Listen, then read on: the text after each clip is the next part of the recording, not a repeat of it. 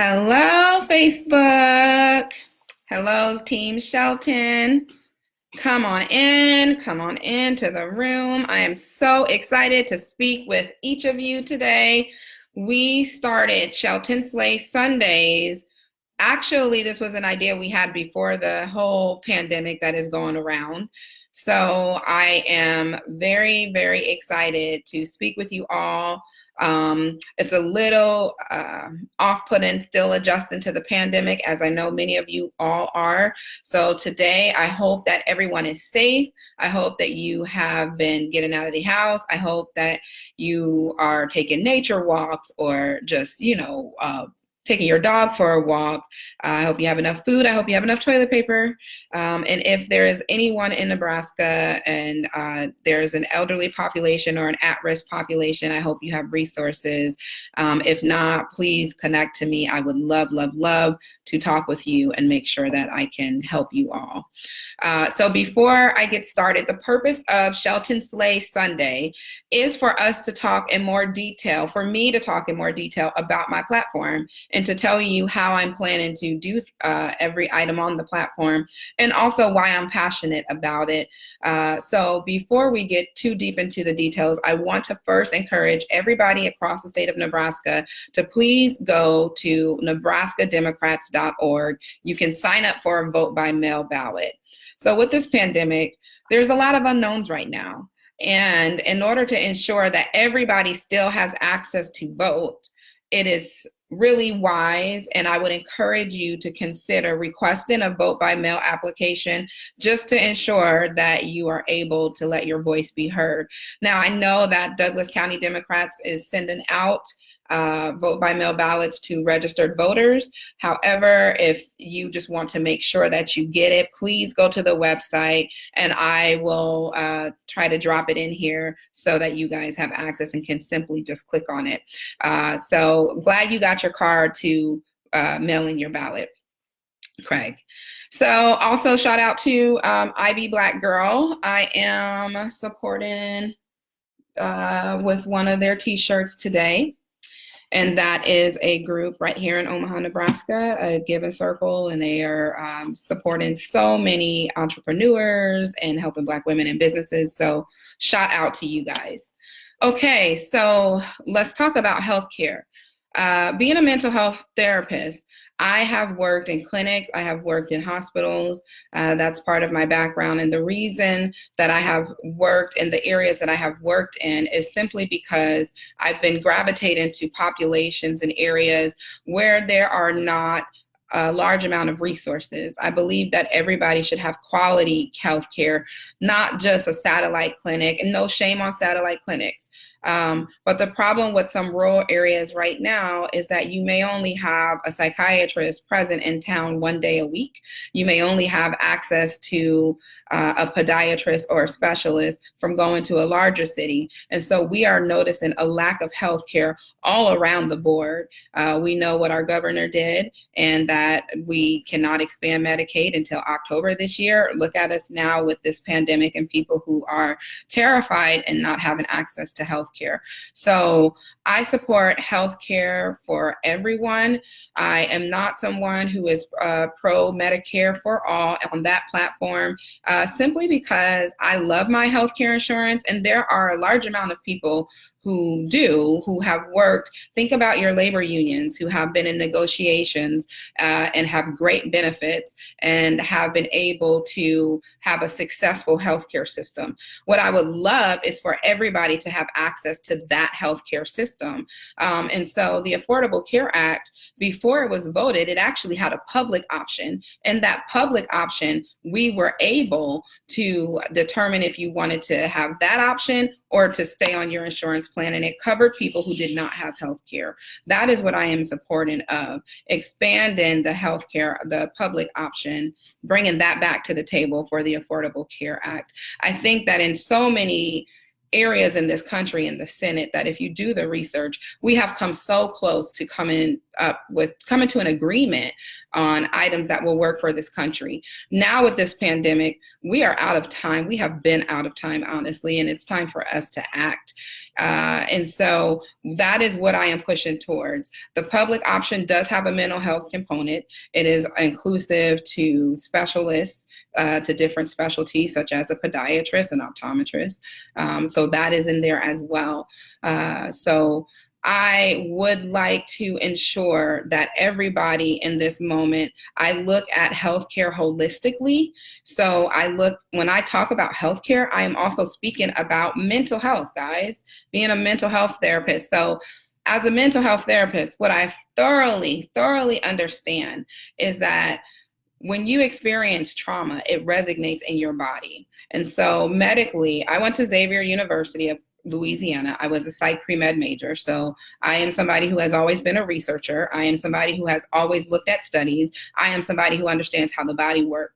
So when you have anxiety, or if something happens, you're in a car accident, and that's a major blow. You have not expected it, right? Or this pandemic happens and you can no longer go outside. There is discomfort that we are experiencing from our normal routine, discomfort that we are experiencing mentally that can manifest in your body. It can manifest as feeling like you're on pins and needles. It can manifest as not being able to sit still, feeling like your stomach is flipping.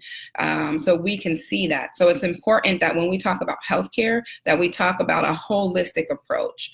That's what I am supporting. I am supporting access to quality healthcare all around. The other thing that we need to do is ensure that in rural areas that they have access to healthcare like Omaha does. So working on the reservation, I never realized the lack of services until I was working in Winnebago and got to see that individuals who were, for instance, suicidal and adolescents, there were only 4 options for us to send them to places. And some of these places had limited beds.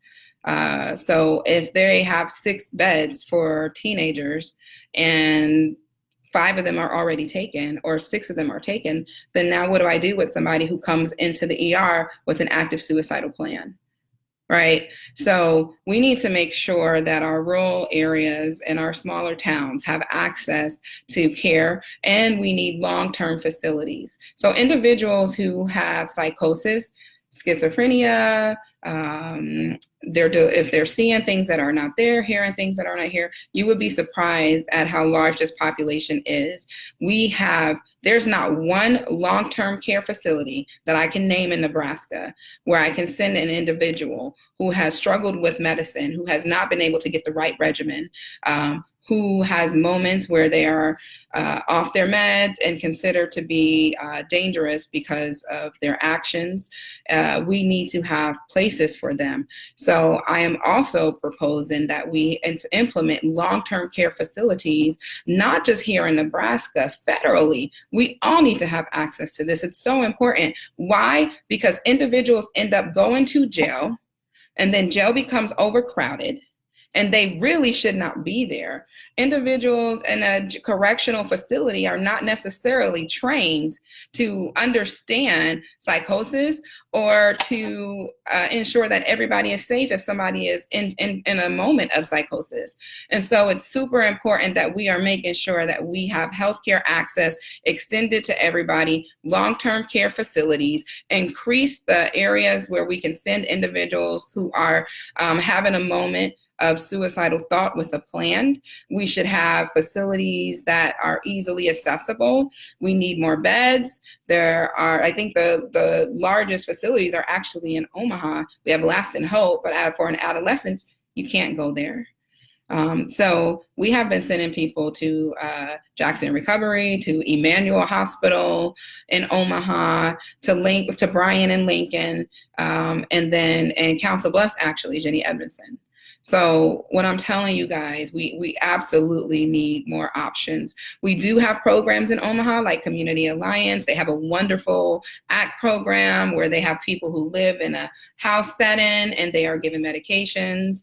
That is something that could actually be a long-term care facility if we train individuals and come together with that. So that's what I'm looking at. I am in the process of updating the website so that we have a stance, because I don't have opportunities to do all of these talks.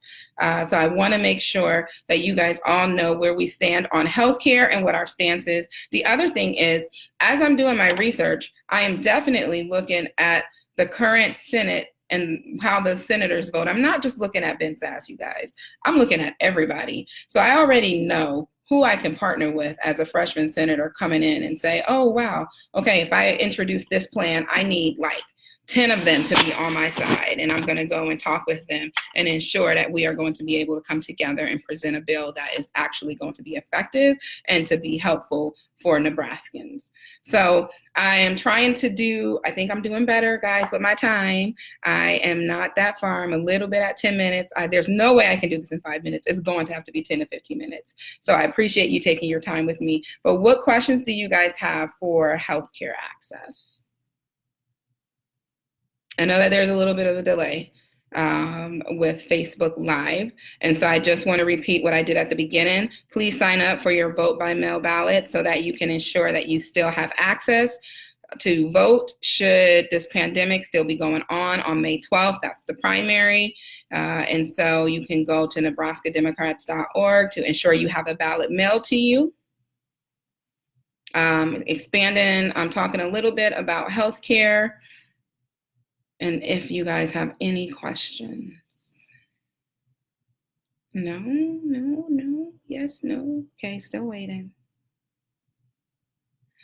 Well, I do want to offer you guys some tips as a mental health therapist. Again, this is a time period where my heart is reaching out to all of you. I know that there's many unknowns, but Nebraska is the place where I developed my heart. I tell it's the heartland for a reason. Nebraska is the place where we stick together, where we come together, where we love each other. When in signs of natural disasters, we pull together and we get jobs done.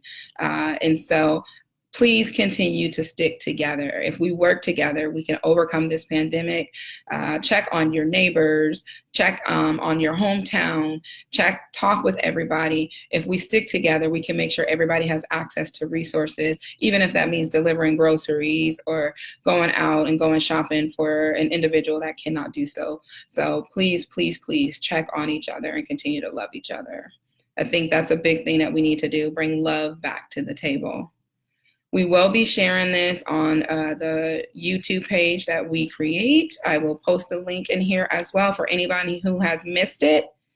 And if there are no questions, please tune in on the next Shelton Slay Sunday. We will be talking about the economy. It will be longer, guys, because I have to cover climate change, agriculture, and these tariffs and what's going on with our farmers right now. I'm going to talk a little bit about regenerative farming. I'm going to talk about student loan debt, and I'm going to talk about increasing the minimum wage. And so hopefully you guys can tune in next Sunday and give me a little bit more time. It might be about 30 minutes, but I'm very excited to talk with you guys. I will answer questions if anyone wants to leave them here. And thank you so much for tuning in. Did I miss a question?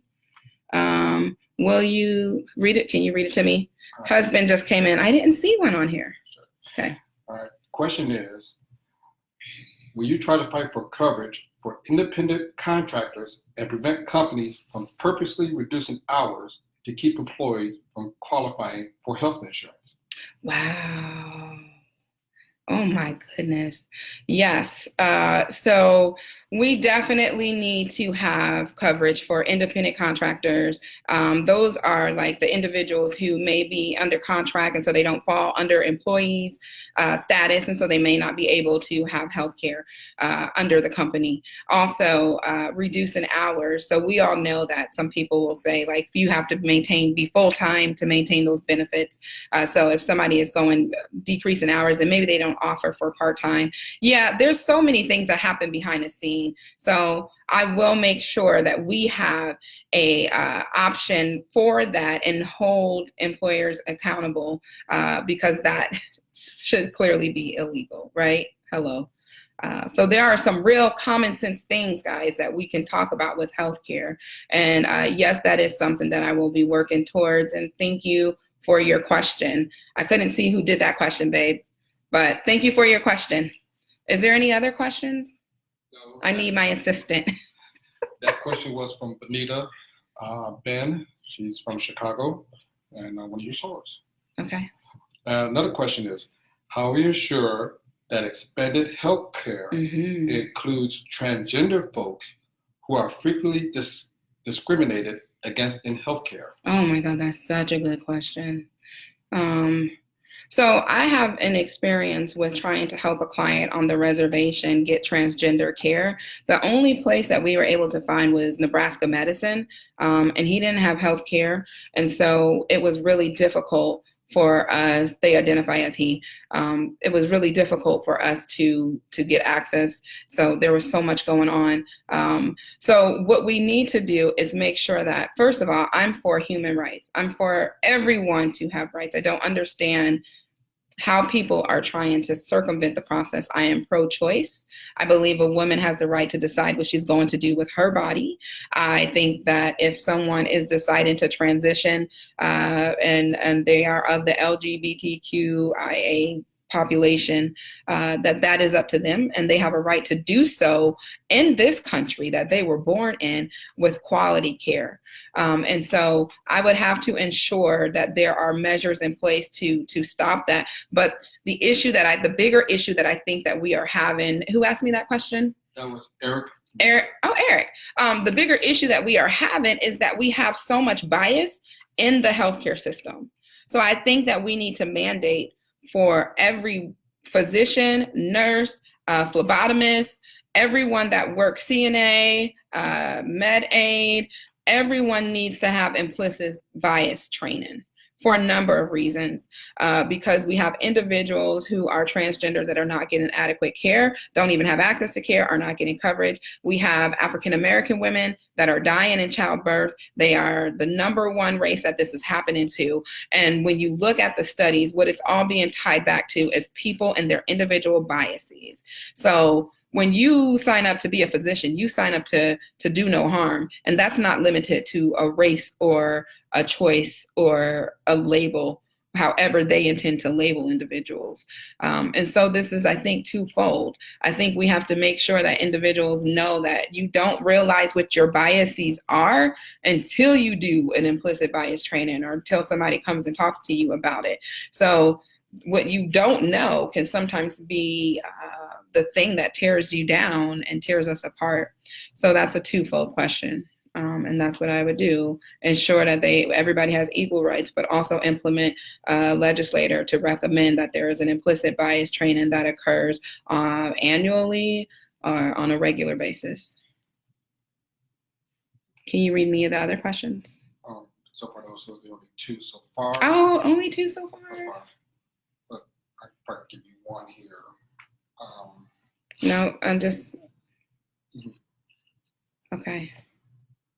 I feel like I need to be playing music while this is going. Okay, you got a question? Yes, from Craig Maham, Secretary Matthew. Okay. How will you help with funding for women's health centers that have had their federal and state fund cut? Yeah, we're talking about like Title 20. And so being pro-choice, I definitely want to make sure that we have resources. And when we're talking about having resources in a community, some things might not be appropriate at a hospital level, right? We're talking about clinics. We're talking about, these are more like specialty areas, specialty clinics that are focused on dealing with things that women are going through. And so we have to make sure that we have the funding. So I am for that. And I think that we need a bill that has a long-term plan where this doesn't constantly come up. And so that would be my goal. My goal would be to first do the research, to second, to have a team that I know is going to support this and ensure that we can present it to the Senate and work across party lines to ensure that this is something that doesn't constantly come up. We need to stop trying to cut funding in a backdoor way to limit people's access to whatever they choose to do with their bodies. So that's what I would do for that one. Other questions? Not yet. Not yet. So if you guys just joined, we're talking about healthcare. in summary was talking about the access to everyone, everybody, and no matter where they live in Nebraska, to have access to the same care that we get in Omaha and Lincoln, like in the larger areas. That's a really, really big need. Because if you're having a crisis, whatever it is, you need care right in that moment, not a week from now, not 4 days from now. Here's one for you. Okay. Just came to my head. What would you do to help lower the cost of prescription drugs, with prescription drugs being so much cheaper in Canada and also in Mexico? Mm-hmm. So we have so many people. I don't know if you guys have had a chance to review Senator Amy Klobuchar's plan or Elizabeth Warren's plan. We have so many people that are talking about. We have Kate Bolts that is working right here in the local Senate here, state senator in the unicameral, to restrict the cost of prescription healthcare drugs. So what I would do is, we need a federal bill, guys. That's the end of the day. There's so much. So when you hear senators talk about states' rights, or this is a state issue, right? That is a way to limit us and limit our access. We all need quality healthcare across the board. And so in order to keep prescription drug companies and pharmaceutical companies from this highway robbery that they're doing and having this high amount of money, we have to hold them accountable. The best way for us to hold them accountable is a bill. The reason why we have such difficulty in holding them accountable now is because many people have them in their pockets. I am going to be a senator where you are not going to be able to get in my pocket. There is so much corruption going on. The closer you get to looking at these bills and the pattern in which they are passed or people vote nay on them, you will definitely see what I am talking about with this level of corruption that we have right here in the United States Senate and in the Congress. And so I am not for that. The best way for us to ensure that we all have access is to do a federal law, which is why I'm running for the Senate, a federal bill that we make into a law where we ensure that there are limits to the amount of how high you can raise, how much you can charge for these prescription drugs, because it's getting crazy.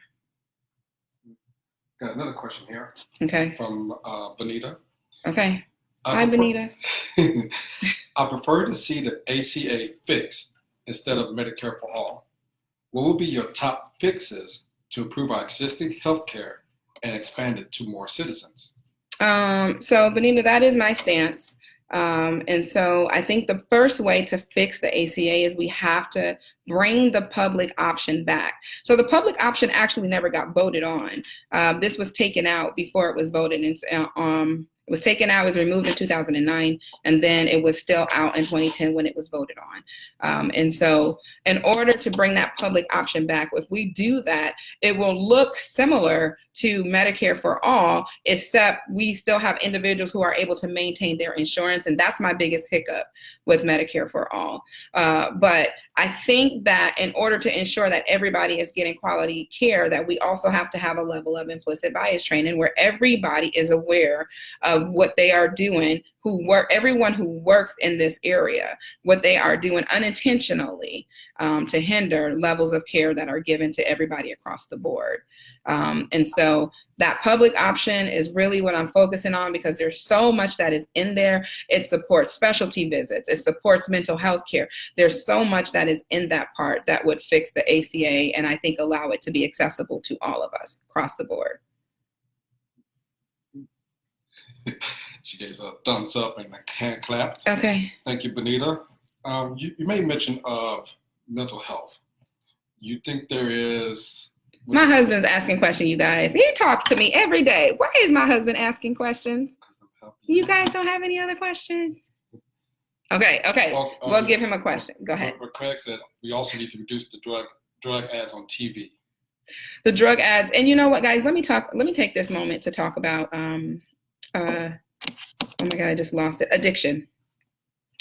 We have meth is going around in Nebraska like crazy. You would not believe the towns that have methamphetamine.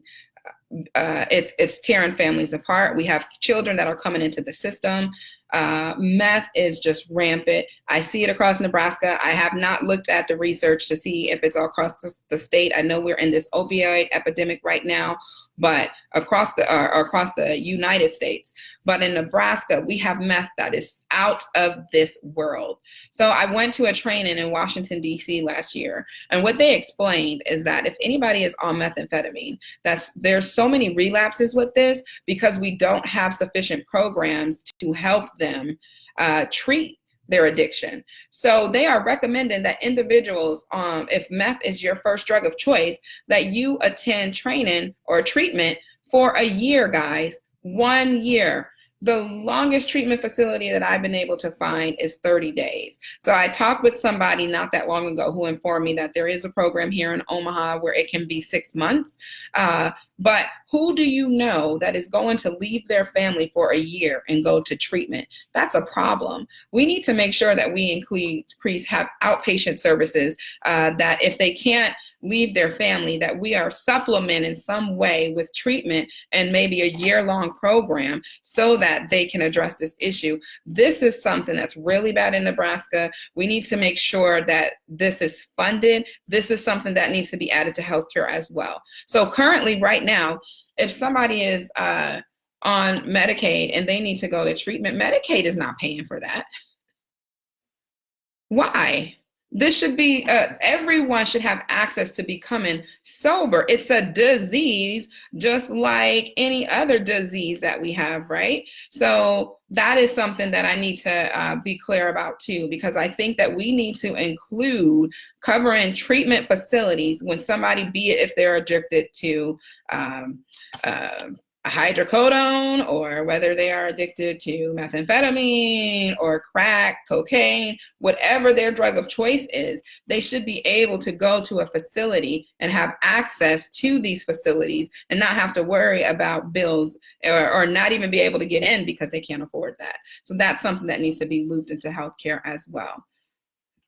So we are going on to 26 minutes. This is a really good conversation. I'd like to take about I got one more. Okay.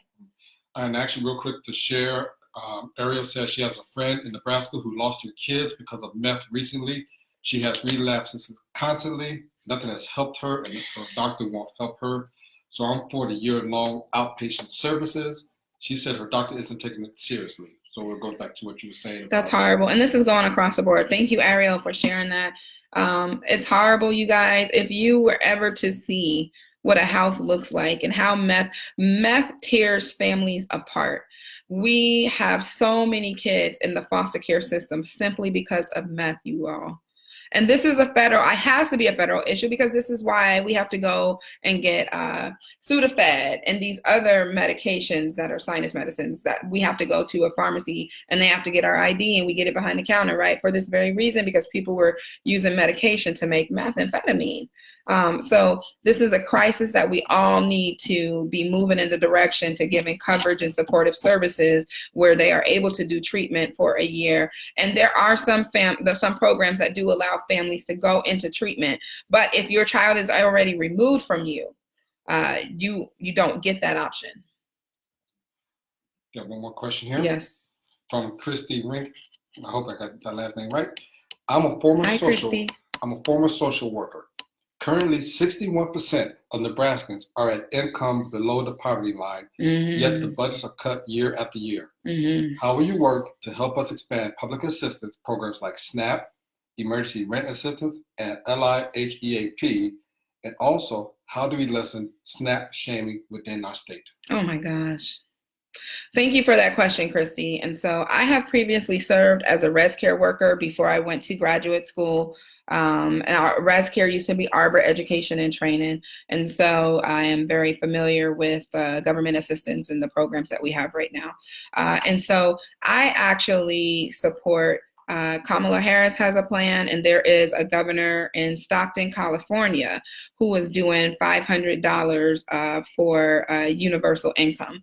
And so I'm going to tell you guys that I love Andrew Yang, and I love how he introduced and spoke about his freedom dividend. But the issue that I had with that is that it was one or the other. It's really clear if you go to his website. It states that if you got $1,000 payment, that you would not have to worry about working to secure your benefits. That means that you don't get access to those benefits anymore. So he's talking about somebody choosing this $1,000 a month over what they would get for SNAP, for food stamps, for ADC, right? So the first thing that we have to do is realize that this is what Americans do. We help each other out. So if someone is below the poverty level, why would we shame them if you don't even know their story? Especially when we have so many obstacles to go to school. Everybody that I know that has gone to college is severely in debt with student loans. This is kind of pushing over to the economy, so I'm going to try to be centered with Christy's question. But we need to make sure that we are supporting each other. And so the best way to do that is to help those below the poverty level to get above that level, and even giving assistance to people who are below $100,000 because this economy is not set up for us to be successful right now. So Kamala Harris has a plan. When she was running for president, it was on there. I can't remember the exact name of it right now, but I will make sure that I put it in the comments. And this plan was to give a tax credit up to $6,000 for individuals who were below $100,000 a year.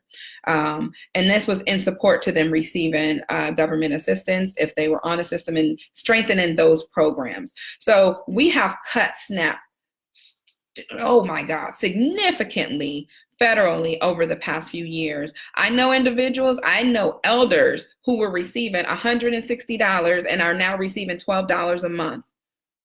And I'm being so serious right now. So there is a problem. We first need to go back on those provisions, create a bill. And if we don't understand what this means, guys, then we need to put the research out there, because cost is increasing and it costs money to get food for your children. And so we need to make sure, and for a household, that we have the research in place and have a realistic amount. I also have not seen ADC increase since I did it and worked with that program. And that was over a decade ago. And so we need to also do so I would support a bill to put research in place to make sure that we are increasing to a level that is sufficient, to make sure that that is suitable for everyone. And then we would go back and create a bill and present that to the Senate, where we are pushing for these individuals to be at that level so that we know that they can have assistance. And so I also support looking at some type of tax credit where individuals can get a refund. I would support a universal income, as long as I understood. I need to do more research on that.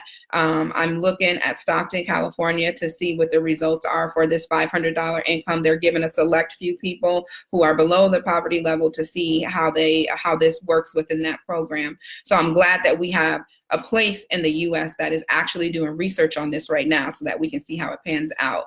But I'm supportive of us getting support in that area. I'm also supporting us having debt relief programs, but removing the student debt. I like Bernie Sanders' plan and what he recommended of having a tax on Wall Street, and that this tax would cover currently the student debt that is in the U.S. right now. And going forward, it would also cover public universities and colleges being free. And I support that. You got time for one more? Yes, this will be our last question. Woo, you guys are doing good. How do we help get more health education for our minority citizens? Oh, that's a good question. Health education for our minority citizens, meaning the patients, or health education to the people who are working with the minority citizens, like the doctors and nurses? Just said minority citizens, so probably more like maybe I'll just overall. Answer it on both hands. Yeah. So health education to minority citizens. I think the first thing that we have to do is we got to go where they are, right? So if we're having a conversation we can't just expect to, I identify as African American. I can't expect to say that I know what a Native American reservation would say about this healthcare education. We first need to go and invite them to the table. Representation matters, guys. Everybody needs to have a seat at the table in order for us to understand what would even be helpful. Right. And so I think that's the first option, that we have to reach out and say, what is it that you guys need? What are you noticing? What could we help you with? So I can give you a really great example. Working in Winnebago, Nebraska on the Winnebago Reservation, I worked with the diabetes team, and everybody who was diabetic got to do a check-in with a mental health therapist because we were having many people who had complications from diabetes. They were going blind from diabetes, losing limbs from diabetes. And this was I started in 2016. So this might've been around 2016, 2017. This was really effective for us because I was able to have therapy sessions and ask, what's your A1C? How have you been taking your insulin? Tell me how you've been feeling. Are you able to concentrate? We've been able to treat underlying conditions. And also they had 2 people that they were checking in with, their diabetes nurse as well as a therapist about their condition, in addition to the doctor that they saw. So I think that the answer from the patient side is we have to go to that community. We have to bring leaders in that community to the table and ask them, what is the best way to reach you guys and educate you about this information?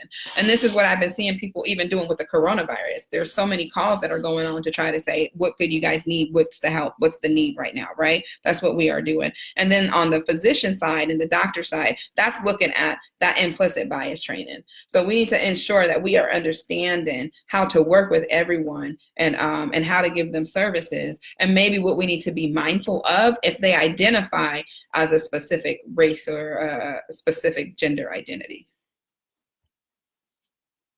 I know I said that was the last question. Are there any more? I just don't want to leave questions on the table sometimes, babe. I know. No, but I think you did answer correct because you said both, please, and you have touched on both of those. Okay, so thank you guys. I'm so excited that I was able to talk with you guys. I love talking. I've been trying to be reasonable about your time frames. This was a little bit over 30 minutes. I've asked you next Sunday, please give me maybe at least 35 minutes because the economy conversation is going to be very, very detailed. I will post this on our YouTube channel. I'll share the link. I will also post the link to nebraskademocrats.org where you can request a vote by mail ballot. If you want to get a yard sign, we will be distributing those next week. Go to the website, sheltonforsenate.com. You can sign up for a yard sign. You can sign up to volunteer. You can also email me, and that is at the website as well.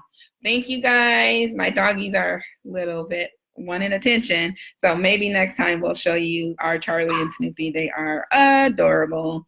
See you guys later. Have a good day.